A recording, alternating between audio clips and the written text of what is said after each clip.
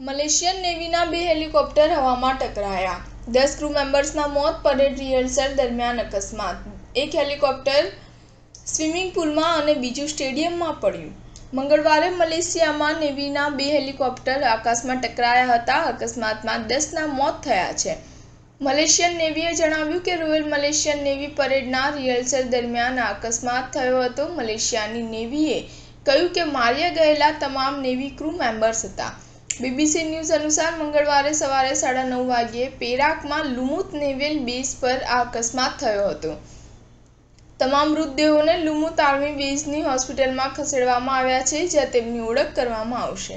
હેલિકોપ્ટરની ટક્કરનો audio-video સામે આવ્યો છે. નેવીની 90મી એનિવર્સરી પરેડ માટે રિહર્સલ ચાલી રહ્યું હતું. આ દરમિયાન HOM હેલિકોપ્ટર ફેનેક હેલિકોપ્ટરના રોટર સાથે અથડાયું હતું.